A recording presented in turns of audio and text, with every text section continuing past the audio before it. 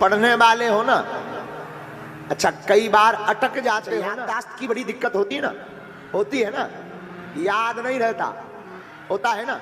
सुनो, आज ही गांठ बांध लो, हम 12वीं तक पढ़े हैं और बीए प्राइवेट करे हैं, लेकिन स्कूल ही नहीं गए ढंग से। जाते थे तो मास्टर कह देते थे तुम मत पढ़ो, गए हैं कम गए, क्योंकि हम जैते से वही शुरू हो जाते तो हस्तरेखा। हमें पेपर के दिन याद रहता था कि आज जो है अर्थशास्त्र का पेपर है। हाँ, लोग हमसे पूछते थे 11वीं के बाद कि आप काहे से पढ़ रहे हो, तो हम कई बार आर्ट को साइंस कह देते थे और साइंस को आर्ट। लेकिन सच बता रहे, व्यासपीठ से झूठ नहीं बोल रहे, हमने रामायण रोज पढ़ी अपनी माता जी की आज्ञा से। आज तक कभी भी फेल तो ठीक है, डिक्टेंशन तो ठीक है, आज तक 60% से कभी कम मार्कशीट नहीं बनी। तो लोग तो 12वीं का तो पूछो, 12वीं में ये भाई साहब 70 पर 4 74% लेकर आए हैं। उसमें क्या बोलते हैं, वो परीक्षा होती बोर्ड, बोर्ड की परीक्षा। रुको रुको, भाग्य को भूत कमाता है।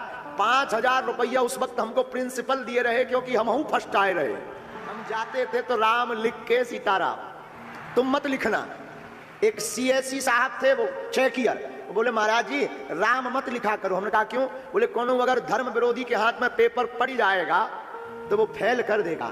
हमने कहा उसके बाप में दम नहीं है, जब पेपर में दम होगा तो कौन फेल करेगा? पता है, रामायण के बल पर। हमने रामायण बहुत पढ़ा और आर्ट में लिखना बहुत पड़ता है।